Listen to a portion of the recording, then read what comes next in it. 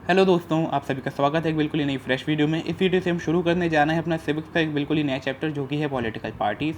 इसको हम इस वीडियो में ऐसे समझने वाले हैं कि मतलब ये समझने के बाद आपको एनसीईआरटी उठाने की भी ज़रूरत नहीं होगी। बिल्कुल गारंटी है मेरी आपको कि एनसीईआरटी आपको देखनी भी नहीं पड़ेगी। ठीक है, तो बस चलिए शुरू करते हैं। और हाँ, एक रिमाइंडर आपको देना चाहता हूँ, अगर आपने इस वीडियो को अभी तक लाइक नहीं करा है तो लाइक कर दो, मेरे चैनल को सब्सक्राइब कर दो और बेल आइकन भी दबा दो। ठीक है, तो चलो शुरू करो पहली लाइन से।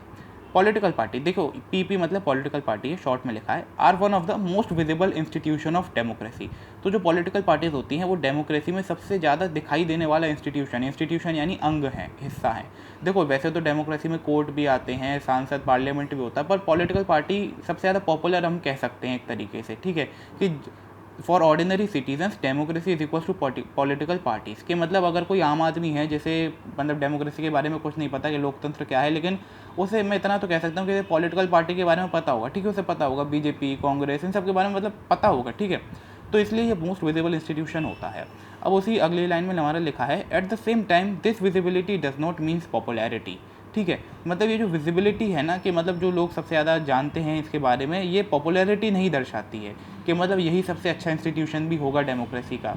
ठीक है, क्योंकि कुछ लोग होते हैं जो बहुत ही ज़्यादा इसके क्रिटिक्स करते हैं, क्रिटिक्स यानी कि इसकी बुराई करते हैं पॉलिटिकल पार्टीज़ की, वो इसके काम से बिल्कुल नाखुश होते हैं। ठीक है, विजिबल है यानी कि सब लोग जानते हैं पॉलिटिकल पार्टीज़ के बारे में, लेकिन ऐसा नहीं ज़रूरी कि ये सबसे अच्छा इंस्टीट्यूशन है, नहीं, कुछ लोग इसकी बुराई भी करते हैं काफ़ी ज़्यादा। ठीक है, अब जो अगली लाइन है ये बहुत इंपॉर्टेंट है कि parties have identified with social and political divisions. देखो इससे क्वेश्चन भी आ सकता है आपको जस्टिफाई करने के लिए, तो इसका मतलब आप ध्यान से समझो कि पार्टीज आइडेंटिफाई करी जाती हैं सोशल और पॉलिटिकल डिविजन्स के थ्रू। इसका मतलब क्या है कि जैसे पार्टीज ना जब बनती है तो उनका अपना अपना नोशन होता है। ठीक है, उनकी अपनी अपनी सोच होती है समाज को लेकर, या वो किस हिस्से को समाज को प्रमोट करना चाहती हैं, दलित समाज को, SC ST, या जो भी उनका रहा है मोटिव। ठीक है, और फिर ठीक है, ऐसे वो क्या करती हैं, सोसाइटी को पॉलिटिकल डिवीज़न कर देती हैं। ठीक है, तो फिर क्या होता है, जैसे कुछ लोग हैं, अगर आप किसी पार्टी के सपोर्टर हो तो आप उसी को वोट दोगे। ठीक है, तो और अगर आपका दोस्त कोई और का है तो वो उसको देगा, तो इससे क्या होगा, आप दोनों डिवाइड हो गए हो। ठीक है, तो ये पॉलिटिकल डिविजन्स क्रिएट करती हैं हमारी सोसाइटी में। ठीक है, और इससे हम इन्हें पहचानते हैं। ठीक है,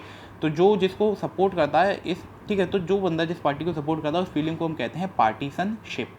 ठीक है, तो मतलब पार्टीज़ क्या करती है, पार्टीशनशिप को पैदा करती है। वो मतलब एक समाज में डिवीज़न क्रिएट कर देती है कि ये सब आदमी एक ग्रुप के होगा, ये सब आदमी एक ग्रुप के होगा। ठीक है, अब हम शुरू करते हैं व्हाट इज़ पार्टी। ठीक है, व्हाट इज़ पॉलिटिकल पार्टी, होता क्या है। तो देखो यहाँ पर डेफिनेशन है, party is a group of people who contest elections and hold power in government. तो बेसिकली पार्टी क्या है, लोगों का ग्रुप है जो कि इलेक्शन लड़ता है और फिर पावर करता है गवर्नमेंट में। ठीक है, तो ये सिंपल सी डेफिनेशन है, बहुत आपकी एनसीईआरटी से लिए मैंने। फिर इसके बाद है, parties reflect fundamental and political division in a society.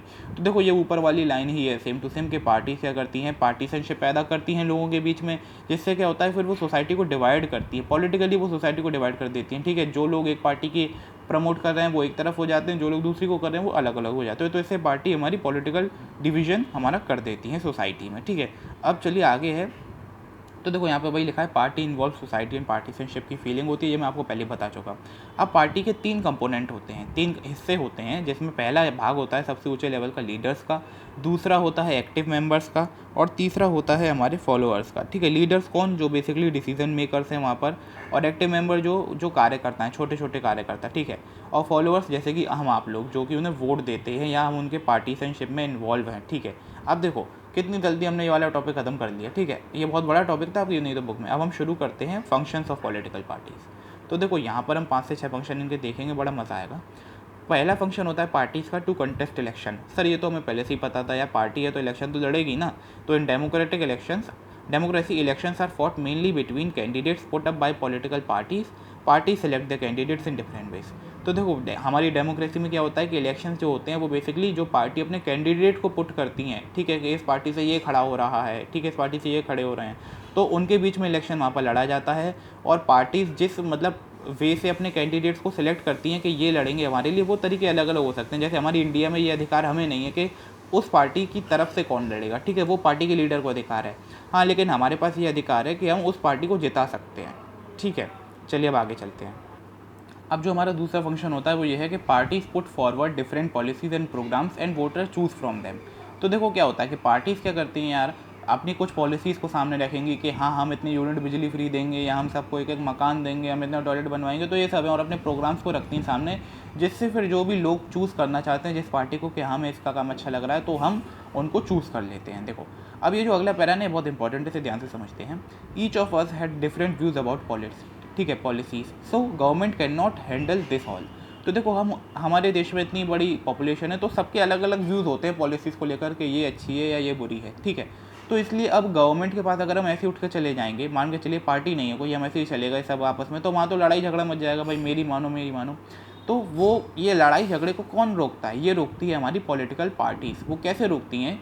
देखो जब जो मेजॉरिटी नंबर ऑफ़ पीपल्स हैं अगर वो उस पार्टी की पॉलिसी से सहमत हैं तो यानी वो पार्टी सही है, तो फिर वो पार्टी उन सभी पीपल्स को वहाँ पर रिप्रेजेंट करती है गवर्नमेंट में, वो उन सबके लिए मतलब काम करती है, उन सभी का मत वहाँ पर प्रदर्शित करती है अगर हम कहें तो, ठीक है। तो वहीं लिखा है this is what party do, party reduces the vast multitude of opinions and group together to provide the direction in which policies can be formulated by government. तो पार्टी जो इतने बड़ी अमाउंट ऑफ ओपिनियंस होता है उन सबको एकदम कम कर देती है, सिंगल अपना खुद रिप्रेजेंट करती है, और फिर हमारे गवर्नमेंट को एक डायरेक्शन प्रोवाइड कराती है कि हमें किस में पॉलिसीज़ करनी चाहिए, कैसे काम करना चाहिए, ठीक है। तीसरा फंक्शन होता है party play a decisive role in making laws for a country. Decisive यानी कि निर्णायक, यानी एक अच्छा रोल प्ले करती हैं, इंपॉर्टेंट रोल प्ले करती हैं कंट्री के लिए कानून बनाने में। अगला हमारा फंक्शन होता है इनका parties form and run government, ठीक है। पार्टीज तो ये तो हमें पता ही था कि सरकार बनाती हैं और उसे चलाती हैं, ठीक है।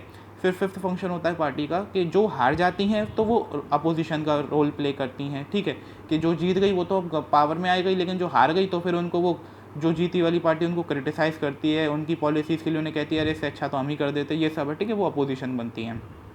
सिक्स्थ फंक्शन है parties shape public opinion. Parties public opinion को शेप करती हैं, यानी कि अगर आप सभी किसी बात को लेकर प्रोटेस्ट करना चाह रहे हैं तो फिर आप सभी एक पहले ग्रुप बनाएंगे, फिर बात करेंगे इस बारे में, और फिर जब पॉलिटिकल पार्टी तक ये बात पहुंचेगी तो फिर उसको वो एक बड़े लेवल पर शेप कर सकती है, हमें हमारी गवर्नमेंट को दिखा सकती है, और फिर हम उसको मतलब गवर्नमेंट का फिर वहाँ पर मन है कि वो क्या करें उसके साथ, तो हमारी ओपिनियन को वो लोग शेप कर सकते हैं, ठीक है।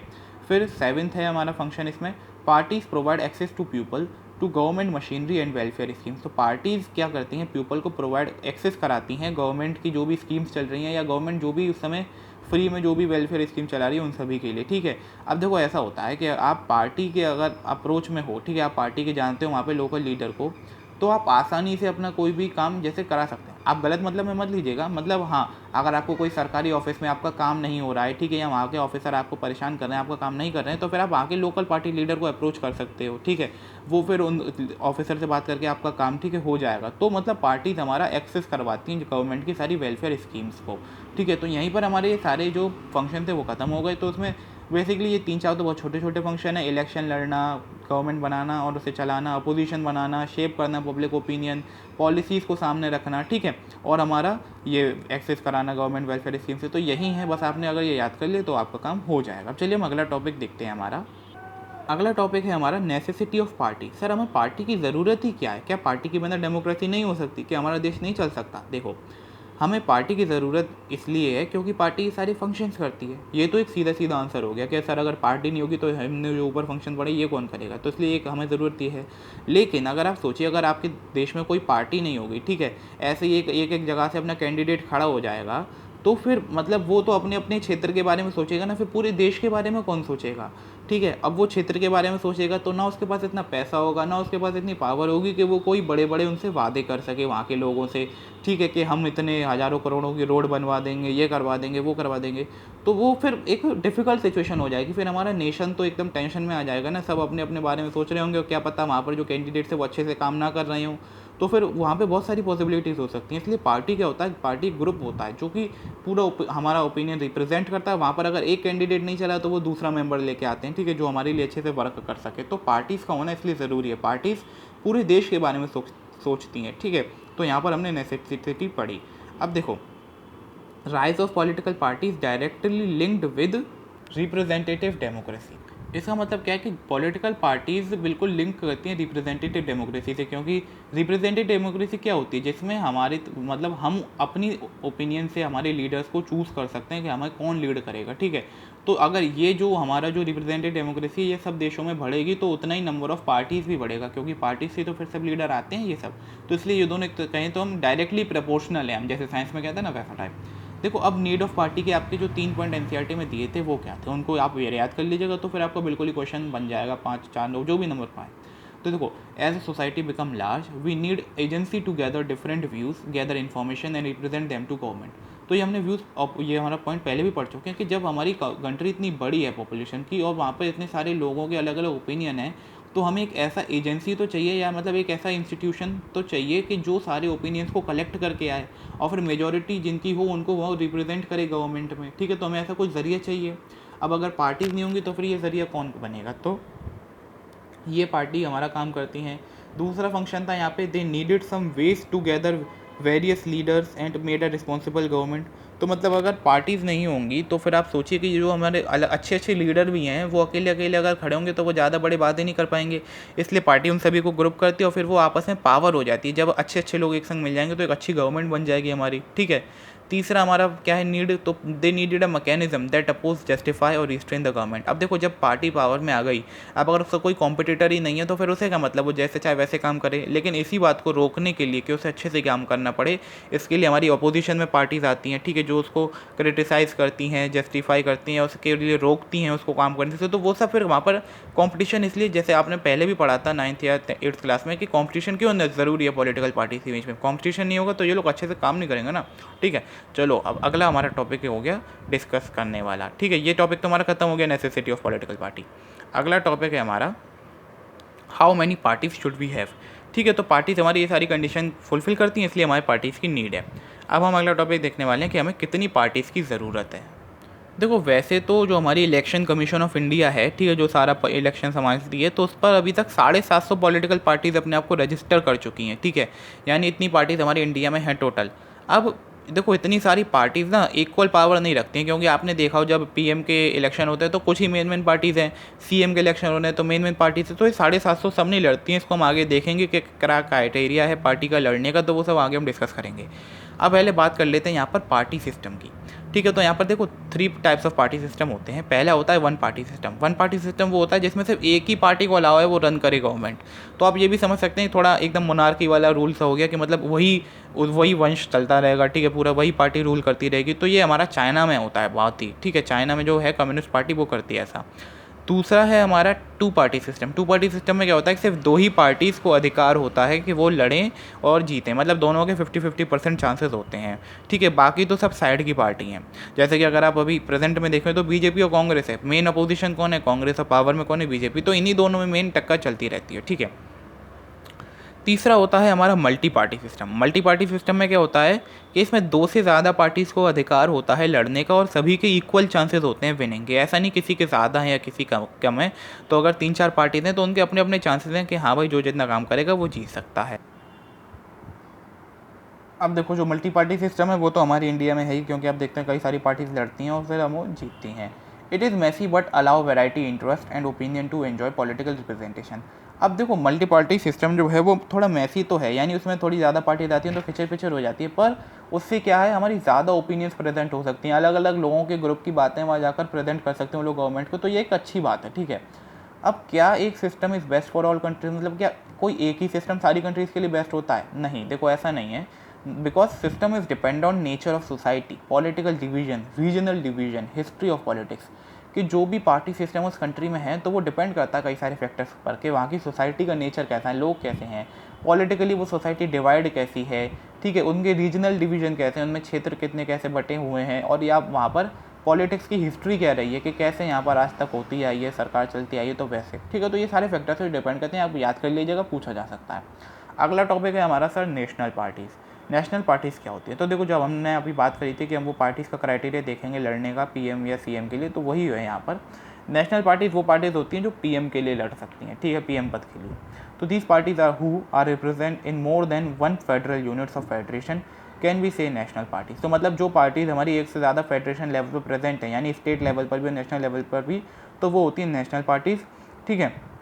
वो पूरी कंट्री में फैली होती हैं, ठीक है, हर जगह। जैसे आप देखें, अगर बीजेपी की गवर्नमेंट सेंट्रल पर है तो उसे ऐसा नहीं कि उसकी गवर्नमेंट किसी स्टेट में नहीं है, जैसे यूपी में है या और भी कई सारे स्टेट्स हैं, तो हो सकती है, but follow same policies that is decided at the national level. लेकिन सब फॉलो करते हैं वही सेम पॉलिसीज जो मतलब एक बार सेंटर, तो होता वही है जो मेन सेंट्रल लेवल पर डिसाइड कर लिया जाता है। अब देखो, national parties are also known as recognise party, इन्हें हम रिकॉग्नाइज पार्टी के नाम से भी जानते हैं, ठीक है। तो ये हुई नेशनल पार्टीज़ की डेफिनेशन और थोड़ा सा इंट्रोडक्शन। अब चलो बात कर लेते हैं क्राइटेरिया क्या है सर नेशनल पार्टी बनने का, कि हम कैसे किस पार्टी का क्राइटेरिया, जैसे यूट्यूब पर क्राइटेरिया होता है कि आपको इतने सब्सक्राइबर चाहिए मोनेटाइजेशन के लिए, ऐसे इसलिए होता है। तो यार मैं भी कह रहा हूँ मेरे चैनल को सब्सक्राइब कर दो। अब यहाँ देखो क्राइटेरिया, देखो 6% वोट्स होने चाहिए होते हैं लोकसभा इलेक्शन में, या तो जो प्रीएम वाले इलेक्शन हुए हैं उनमें 6% उन्हें वोट मिल जाए, या फिर उन्हें 6% वोट मिल जाए 4 स्टेट्स के विधानसभा इलेक्शन में। जो सीएम वाले इलेक्शन होते हैं उनमें उन्हें 6% वोट मिल जाए, वो भी एक स्टेट में नहीं 4 स्टेट में। अब इन दोनों में तो और लगा, यानी इन दोनों में से तो कोई एक चीज़ हो जाए तो वो पक्की बात है। एंड जो चाहिए ही चाहिए वो है 4 सीट्स इन लोकसभा। तो जो हमारी कंट्री की लोकसभा है उसमें उन्हें 4 सीट होनी चाहिए उनके पास, ठीक है। तभी वो कंट्री नेशनल पार्टी कहलाएगी या रिकॉग्नाइज पार्टी कहलाएगी, ठीक है। तो क्या चाहिए हमें, 6% लोकसभा इलेक्शन में वोट, या 6% वोट इन 4 स्टेट्स इन विधानसभा, बाकी 4 सीट्स इन हमें लोकसभा चाहिए। तो ऐसे करके हमारी नेशनल पार्टी बन जाएगी। There are 7 national parties in our country, हमारी कंट्री में टोटल 7 नेशनल पार्टीज़ हैं, जिनके बारे में आपको आपकी एनसीईआरटी की बुक में दिया हुआ है।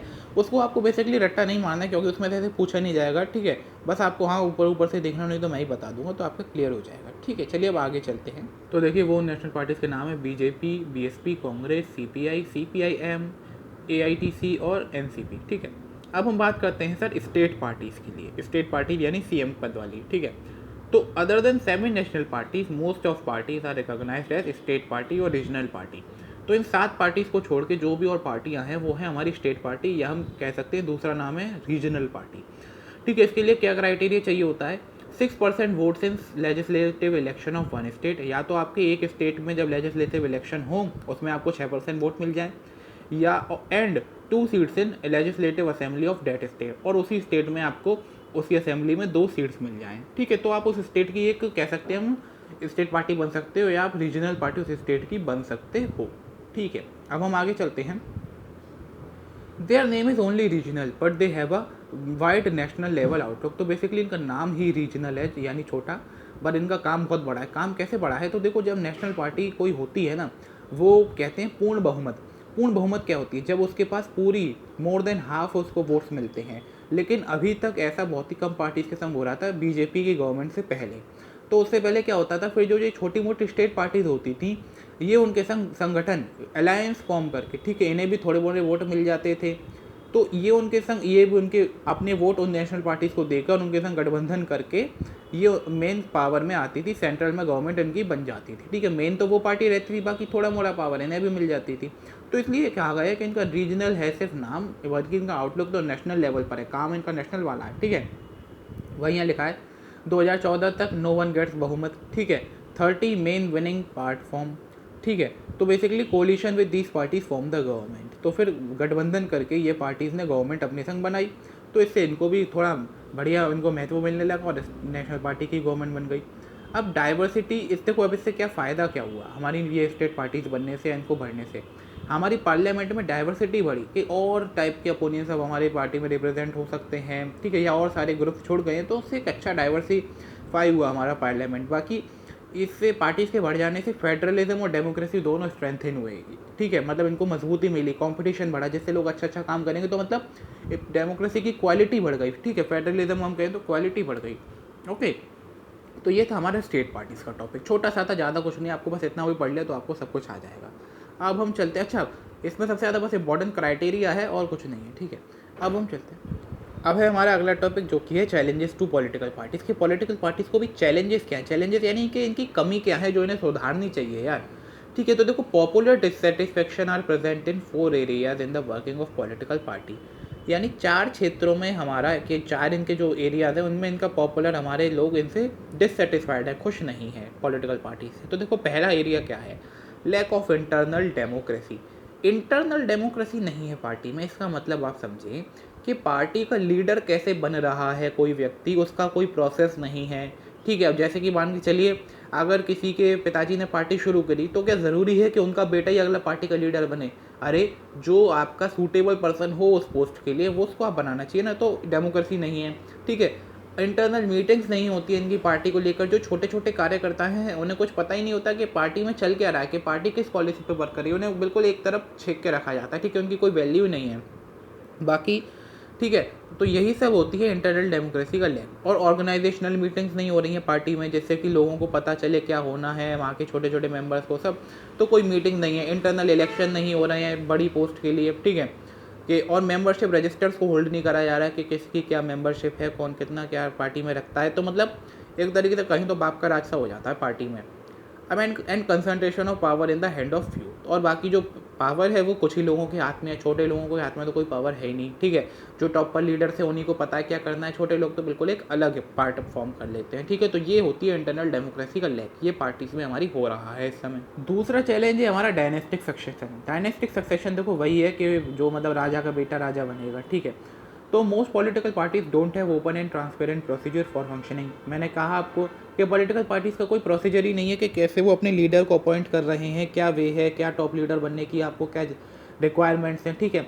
There are few ways for ordinary workers to reach at top. मतलब छोटे छोटे लोगों के लिए तो कुछ ही रास्ते हैं जिससे वो टॉप पर पहुंच सकते हैं, नहीं तो वो तो बेचारे नीचे के नीचे रह जाएंगे, ठीक है। Most of the top leaders are their family members और रिलेटिव्स और क्लोज टू देम। तो जो भी टॉपर लीडर्स होते हैं वो या तो पार्टी लीडर के रिलेटिव्स होते हैं या उसके मतलब बेटे बेटी हो गए, ठीक है, यही सब लोग बनते हैं। This is also bad for democracy. ये हमारी डेमोक्रेसी के लिए भी बुरा है। Who do not have experience become leaders. अब देखो भाई, जिन लोगों के पास एक्सपीरियंस नहीं है उन्हें लीडर्स क्यों बनाना, जो स्पोर्ट्स के लिए सूटेबल है, जो पॉलिटिक्स में अपनी नॉलेज रखते हैं उन्हीं को बनाना चाहिए ना हमें। तो ये सारे हमारे डायनेस्टिक सक्सेशन के अंदर पॉइंट्स आते हैं। अब जो तीसरा चैलेंज है हमारा वो है मनी मसल पावर। देखो भाई, मनी मसल पावर से तो यही नहीं, पूरे मतलब हर क्षेत्र में चल सकती है। मनी पैसा का पावर और मसल यानी ताकत। देखो भाई, पॉलिटिकल पार्टीज ज़्यादातर उन लोगों को टिकट देती हैं लड़ने के लिए जिनके पास ज़्यादा पैसा होता है, क्योंकि पार्टीज को चाहिए होता है पैसा ही पैसा। पैसा क्यों? कुछ भी वो वादा कर रही है, अगर लैपटॉप देने का वादा करा तो लैपटॉप कहाँ से देंगी, पैसे तो भाई चाहिए उन्हें। तो वो जो रिच कैंडिडेट होगा वो उन्हें पैसे देगा इस काम के लिए, ठीक है। या कुछ होते हैं जैसे कि हम प्रेशर ग्रुप्स जिन्हें कहते हैं। प्रेशर ग्रुप्स क्या होते हैं कि पार्टीज़ में वो डायरेक्टली नहीं है पर इनडायरेक्टली वो पार्टी पर अपना दबाव बना रहे हैं। जैसे कोई बड़े बड़े बिजनेसमैन होते हैं तो वो पार्टीज़ को लाखों करोड़ों रुपए का सपोर्ट करते हैं और फिर उनसे बदले में कहते हैं कि तुम हमारे मतलब हमारे हित में पॉलिसीज़ बनाना, हमें कुछ ऐसा नहीं होना चाहिए जो हमारे बिजनेस को बिल्कुल डिस्टर्ब करे। तो पार्टीज़ में यहाँ पर मनी पावर बहुत चलती है, ठीक है। और मसल पावर क्या है? तो पार्टी कभी कभी एक आध क्रिमिनल को भी ठीक है टिकट दे देती है लड़ने को कि हाँ भाई तू लड़ ले, तेरा तो वैसे ही बहुत दबदबा है पूरे गांव में शहर में, तो तू तो जीत ही जाना है, ठीक है। तो ये सब गलत तरीके हथकंडे अपनाती है पार्टियां जीतने के लिए, ठीक है। तो those contenders give money to party gets ticket from them. Parties try shortcuts for winning elections. Rich people and company who give funds to parties tend to have influence to the policies and decisions of party. तो वही जो अमीर लोग हैं या company है जो parties को फंड देते हैं तो उनकी क्या है, वहाँ पर दबदबा रहता है पार्टी में, पॉलिसीज़ ऑफ पार्टी पर, ठीक है। पार्टी शॉर्टकट यूज़ करती है इलेक्शन जीतने के लिए, मेहनत से नहीं, ठीक है। क्रिमिनल को वोट दे दिया, बिजनेसमैन को दे दिया, तो ऐसे काम कर लेती है अपना। तो ये हमारा तीसरा चैलेंज था। अब जो चौथा चैलेंज है सर वो है हमारा, अच्छा पहले एक और बात, all democratics are worried of this. तो मतलब सभी को इस बात की तो चिंता है कि यार ये बहुत गलत है। चौथा चैलेंज है हमारा लैक ऑफ मीनिंगफुल चॉइस, ठीक है। तो मतलब सर चॉइस नहीं है, एक चोर तो एक लुटेरा, मतलब एक चोर है तो एक लुटेरा है, तो हम कैसे चूज़ करें, हमारे लिए तो दोनों ही बुरे हैं। तो क्या है, अब पार्टीज़ जो है ना वो सब एक ही पॉलिसीज़ पर वर्क कर रही हैं, कुछ ज़्यादा उनमें डिफरेंस नहीं हमें देखने को मिल रहा है। उनकी सोच भी सबकी एक ही सी लग रही है और काम भी सब लोग एक ही सा कर रहे हैं। कोई ऐसा है ही नहीं कोई जो ज़्यादा अच्छा काम कर रहा हो, जो मतलब कहें हाँ ये भाई राजा बाबू पार्टी, ऐसा है ही नहीं ना कुछ। तो इसमें क्या है कि हमारी मीनिंगफुल चॉइस ही नहीं बन पाती है। भाई चॉइस भी उन्हीं में से करना है, ऐसा तो है नहीं कि अब हम आम जनता जाके अपनी अलग पार्टी बना लें।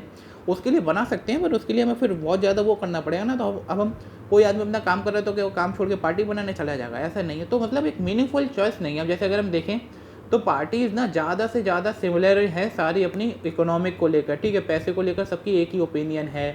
बस वो कैसे डिफरेंट हुए कि उनको वो प्लान एग्जीक्यूट कैसे करने हैं मार्केट में, इसके लेकर वो थोड़ी थोड़ी डिफरेंट है, नहीं तो सब सेम ही है बिल्कुल, ठीक है।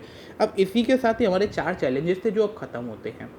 अब हम देखते हैं अपना अलग टॉपिक कि हाउ कैन पार्टीज़ भी रिफॉर्म। पार्टीज़ को बदला कैसे जा सकता है सर, ये जो ढर्रा चल रहा है इसे बदले कैसे। तो देखो, in democracy final decision is made by political party. Final decision जो होता है ना वो पॉलिटिकल लीडर्स के हाथ में ही होता है। इसलिए तो अगर लीडर अच्छा नहीं होगा तो फिर कुछ भी अच्छा नहीं होगा। तो कुछ एफर्ट्स जो गवर्नमेंट ने करे हैं इनको बदलने के लिए, पहला है हमारा अमेंडमेंट हुआ था ये कॉन्स्टिट्यूशन में डेफिकेशन को लेकर। डेफिकेशन क्या होता है कि एक पार्टी का मिनिस्टर इलेक्शन आने पर दूसरी पार्टी में चला गया, उसे उन्होंने मतलब कहे तो रिश्वत दे दी खूब सारी कि तुम्हारी पार्टी में आ जाओ। अब लोग तो उस मिनिस्टर के थे, उसको वोट करते थे, तो उसको वोट करेंगे, वो पार्टी जीत जाएगी। अब इसके लिए क्या रूल बना दिया गया कि अगर कोई भी मिनिस्टर एक पार्टी छोड़ के दूसरी पार्टी में जाएगा तो जो भी उसकी सीट होगी लेजिस्लेटिव असेंबली में वो उससे छिन जाएगी, यानी वो मिनिस्टर ही नहीं रह जाएगा। ठीक है, तो इससे हमारा डेफिकेशन तो कम हुआ है काफ़ी, लेकिन इसने क्या करा, इसने मतलब एक जो हमारा आवाज़ उठाते थे, जो सही लोग होते थे और पार्टी में गलत के खिलाफ आवाज़ उठाते थे, वो भी बंद हो गया, क्योंकि उन्हें डर है अब हम किसी और पार्टी में जाएंगे तो हमारी सीट ही ना चली जाए। ठीक है, तो इसके दोनों एस्पेक्ट्स हमें देखने को मिले। अब the Supreme Court pass an order to reduce influence of money and control, ये तो पहला था। दूसरा है कि सुप्रीम कोर्ट ने ऑर्डर पास किया है कि मनी और जो क्रिमिनल वाली ये जो पावर का जोर दिखाते हैं इसको कम करने के लिए, उसके लिए उन्होंने क्या करा है कि जिसको भी कंटेस्ट करना है इलेक्शन में उसको अपना पूरा एफिडेविट जमा करना पड़ेगा। एफिडेविट क्या कि उसके नाम पर कितनी प्रॉपर्टीज है, उसकी इनकम क्या है, ठीक है, उसका नाम पर कोई क्रिमिनल केस तो नहीं चल रहा है, तो ये सब जहाँ पर उसे जमा करना पड़ेगा जिससे गवर्नमेंट को पता होगी। लेकिन इसका एक डिसएडवांटेज क्या है कि इस पर कोई चेक ही नहीं है कि उसने जो इन्फॉर्मेशन दी है पीपल ने वो सही है या गलत है, तो मतलब कोई फ़ायदा ही नहीं रह गया यार इसका तो फिर। तो दूसरा तो ये इन्होंने करा, ठीक है। तीसरा क्या करा सर, इलेक्शन कमीशन ने अब ये नेसेसरी कर दिया है, कंपलसरी कर दिया है हर एक पार्टी के लिए कि वो अपना रिटर्न जमा करेगी।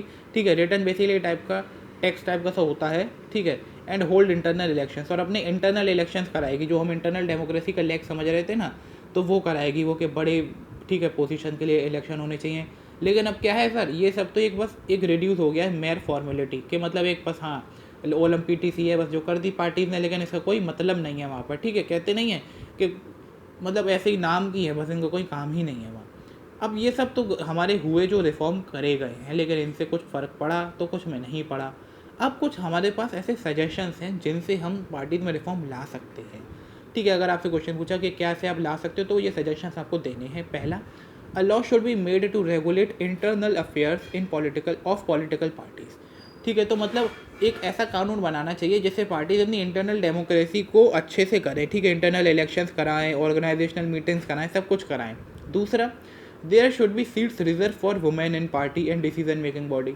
ठीक है, महिलाओं के लिए सीट्स और रिजर्व होनी चाहिए मेरे ख्याल से पॉलिटिकल पार्टीज़ में, डिसीजन मेकिंग बॉडी में भी उनकी एक सीट हो, मतलब जितनी सीट का प्रपोर्शन है उतना रिजर्व होना चाहिए। तीसरा, स्टेट फंडिंग होनी चाहिए इलेक्शंस की। स्टेट फंडिंग यानी कि गवर्नमेंट को पैसा देना चाहिए पॉलिटिकल पार्टीज़ को इलेक्शन लड़ने के लिए, क्योंकि देखो भाई, अब इसी अगर गवर्नमेंट उन्हें पैसा नहीं देती है तो वो लोग बिजनेसमैन के पास जाते हैं या और भी जो रिच पीपल है, और फिर वो उन पर इन्फ्लुएंस करते हैं उनकी पॉलिसीज़ में, मतलब बहुत ख़राब हो जाता है सिस्टम। तो गवर्नमेंट उन्हें पैसा दे सकती है, वो पैसा दे के वो कैसे भी दे, चाहे वो पेट्रोल की फॉर्म में दे या मनी की फॉर्म में दे। ठीक है, मतलब अगर उस पार्टी को पिछले इलेक्शन में कितने वोट मिले तो उसके बेसिस पर उन्हें मनी दे सकती है, या फिर कोई ऐसी रिसोर्स प्रोवाइड कराए जो पार्टी का काम करे। ठीक है, अब लेकिन क्या है, देखो अब हम चाहे कितने भी रूल्स बना लें, हम सब कुछ कर लें, पार्टीज़ को भी डिसीजन लेना है। और अब चाहे हम कितना भी कुछ भी कर लें, पार्टीज़ कोई ना कोई रास्ता तो निकाल ही लेंगे देखो चीटिंग करने का। चाहे कितनी भी टाइट सिक्योरिटी होती है, लेकिन सबसे तेज़ दिमाग वाला चोर चोरी कर ही जाता है, तो वही यहाँ पर बात है। तो मतलब एक तरीके से बुरी बात है कि ऐसा नहीं होना चाहिए। अब लेकिन देखो, जब तक लोग नहीं बदलेंगे तो कुछ नहीं बदलेगा। अब दो और भी रास्ते हैं जिनसे हम पार्टीज़ को रिफॉर्म कर सकते हैं। हम पार्टीज़ पर प्रेशर बना सकते हैं, पेटिशन फाइल करके, यानी केस करके, एजिटेशंस करके, पब्लिसिटी करके। ठीक है, अब तो सोशल मीडिया आ गया है, हम उसके थ्रू कोई भी प्रोटेस्ट इतना बड़ा कर सकते हैं कि पूरे देश में फैल जाएगा हाल। ठीक है, तो मतलब इससे अब कहें तो पब्लिक बहुत बड़ा रोल प्ले कर सकती है पार्टीज़ पर प्रेशर डालने में, उन्हें अच्छा काम करवाने के लिए। ठीक है, ठीक है, अब अगर पार्टीज ऐसा मतलब हमारे लोग ऐसा करेंगे, हम पीपल ऐसा करेंगे, तो क्या होगा, पार्टी को ऐसा लगेगा कि हमारा तो सपोर्ट छूट रहा है, हमारा लोग प्रोटेस्ट कर रहे हैं। ठीक है, तो अब ऐसे पार्टीज़ को रिफॉर्म लेना ही पड़ेगा, वो कुछ अच्छा करेंगी ही करेंगी। ठीक है, दूसरा है सर कि जिनको गवर्नमेंट अच्छी करनी है वो उसको ज्वाइन कर सकते हैं। देखो सब कहते हैं क्या राजनीति एक गंदा नाला है, जो भी गया गंदा हो गया। देखो ऐसा नहीं, ये बात नहीं ठीक है, क्योंकि अब जब तक इसमें साफ लोग नहीं उतरेंगे तो फिर ये साफ़ भी नहीं होगी। ठीक है, सफाई करनी पड़ती है जब भी कोई चीज़ साफ़ होती है। तो जिनको भी करना है तो बस ज्वाइन करें, ठीक है, खूब अपना उसमें काम करें, और फिर देखिए उन्हें सक्सेस मिलेगा और हमारा डेमोक्रेसी भी अच्छी हो जाएगी। ठीक है, और ये तो बात देखो हमेशा से सच ही रही है कि क्वालिटी ऑफ जो डेमोक्रेसी होती है ना, वो हमेशा डिपेंड करती है डिग्री ऑफ पब्लिक पार्टिसिपेशन पर, कि कितने लोग पार्टिसिपेट कर रहे हैं उस इलेक्शन में या डेमोक्रेसी में। वही उसकी एक जीत दिखाता है कि हाँ, लोग हमारे जागरूक हो रहे हैं, अपना काम कर रहे हैं, या वो समझ रहे हैं, क्रिटिसाइज़ कर रहे हैं, अच्छे बुरे के खिलाफ आवाज़ उठा रहे हैं। ठीक है, इसी के साथ आपको ये चैप्टर खत्म होता है। पूरा मैंने आपको शॉर्ट में समझा दिया आधे घंटे के अंदर ही अंदर। उम्मीद करता हूँ आपको ये समझ आया होगा। ठीक है, एनसीईआरटी आपको खोलने की इसके बाद शायद आपको ज़रूरत भी नहीं है।